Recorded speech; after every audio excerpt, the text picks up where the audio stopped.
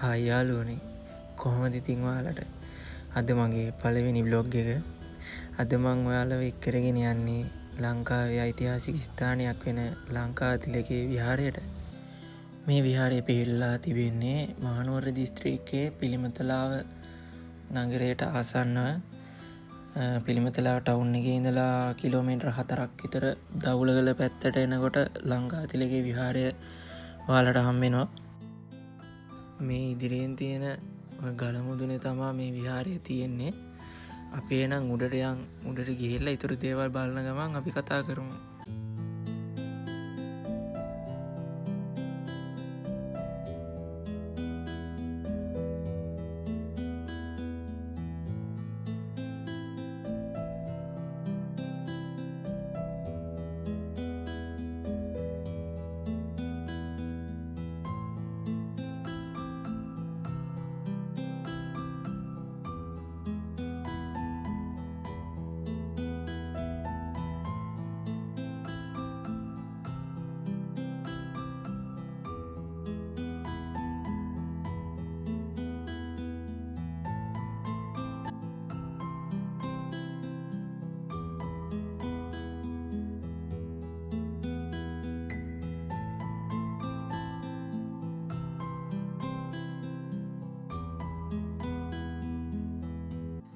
මේ තමයි ලංකාතිලක රජ මහා විහාරය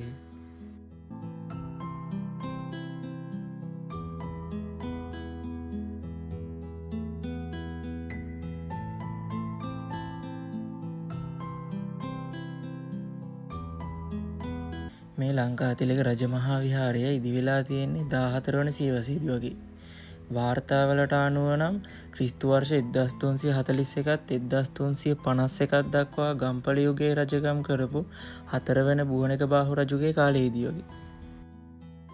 එම රජතුමා මෙම විහාරය ඉදිකිරීමට ඔහුගේ ප්‍රධාන අමාත්‍යවරයෙක් වෙලා හිටපු සේනාධීලංකාර අමාත්‍යවරයාට තමයි බාර දීලා තියෙන්නේ. මෙම ගෘහ නිර්මාණ ශිල්පියා මෙම විහාරස්ථානය නිර්මාණය කරලා තියෙන්නේ ඉන්දියාවේ තමිල්නාඩුවෙන් ගෙන එන ලද දෙමළ පාණ්ඩ්‍ය මූර්ති ශිල්පීන් භාවිතා කරලා කියලයි සඳහන් වෙන්නේ. විහාර ගොඩනැගිල්ල ඉදි කරලා තියෙන්නේ පහන්ගල කියන ස්වාභාවික පර්වතයක් මත. ගොඩනැගිලි අතර ප්‍රතිමා ගෘහය සාම්ප්‍රදායික සිංහල මූර්ති වලින් සරසා කැපී පෙනෙන ගෘහ නිර්මාණ ලක්ෂණ වලින් සමන්විත වෙනවා. ඔයාලට පේන මේ වැටකින් වට කරලා තියෙන තැන තියෙන්නේ 4 වන බුවණකබාහු රජු දෙමළ භාෂාවෙන් කර වූ සෙල්ලිපියයි. මෙහි අන්තර්ගත වෙනවා කියලා සඳහන් වෙන්නේ මෙම විහාරයට පරිත්‍යාග කරපු පහසුකම් යනාදී පිළිබඳවයි. ඉතිහාසඥකේ ඉන්ද්‍රපාල මහතාට අනුව මෙම විහාරයේ ඇති සෙල්ලිපිය දෙමළ බසින් නැති දිගම සෙල්ලිපිය බවට සඳහන් කරලා තියෙනවා. ලංකාතිලක විහාර පිවිසුමේ ගජසිංහ කොරවක්ගල ලෙස හඳුන්වන සංකීර්ණ ලෙස කැටයම් කරන ලද බැලස්ට්‍රේට් දෙකක් අපට බලා ගන්න පුළුවන්. මේවා දියුණු මකරගල ශෛලයෙන් නිර්මාණය කරලා තියෙන අතර විවිධ සතුන්ගේ සංකේතාත්මක අංග ඇතුළත් වෙන අපට බලා ගන්න පුළුවන්.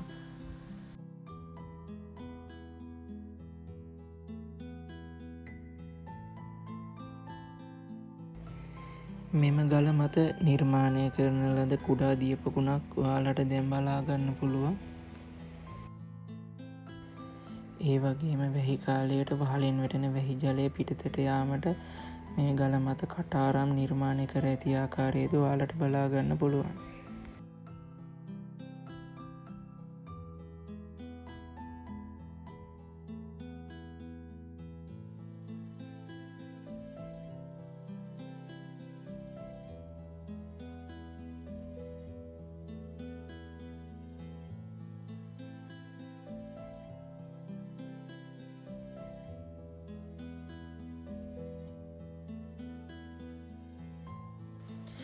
මේ විහාරයේ පිහිටා තිබෙන උස් බව නිසා අපට මේ අවට පරිසරයේ ලස්සන ඉතාමත්ම ලස්සනට බලා ගන්න පුළුවන්.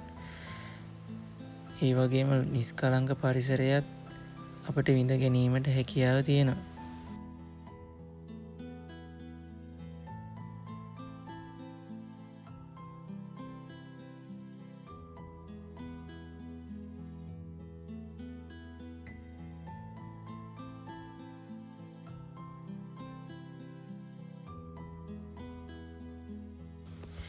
මෙහි වහලද ඉතාමත් අලංකාරමත් විදියට සහ කැටයම් වලින් නිර්මාණය වෙලා තියෙනවා. ඔයාලට බලාගන්න පුළුවන්.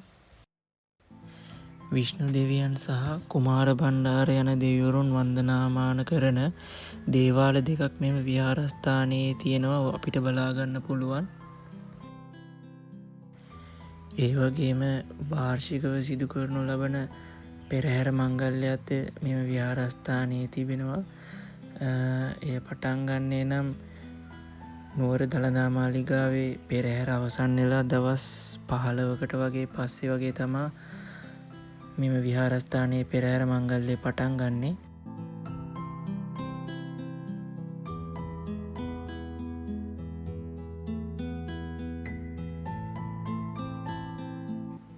පෙරහැර තියෙන කාලයට නම් මේ විහාරය හරිම ලස්සනයි. දවල්ට වගේම රෑටත් ලස්සනයි. ඒත් කාලයට කට්ටිය එනවා යනවා ගැවසෙනවා නිතරම. ඒ ලස්සන බලන්න ඔයාලත් එන්න.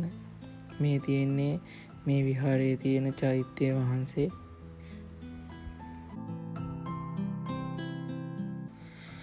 මේ වගේ හිත සංසුන් වෙන තැනක තනියම මෙහෙම ඇවිදින එකත් හිතට මාරම සැනසීමක්.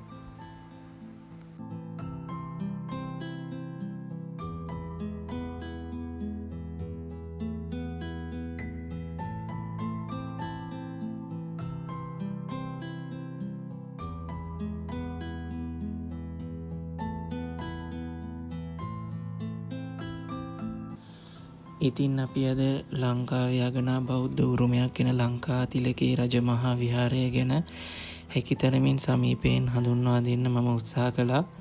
මේ වීඩියෝ එකෙන් ඔයාලට වැදගත් දෙයක් ඉගෙන ගන්නත් මේ ස්ථානයේ අසිරී විඳ ගන්නත් පුළුවන් වුණා කියලා මම හිතනවා.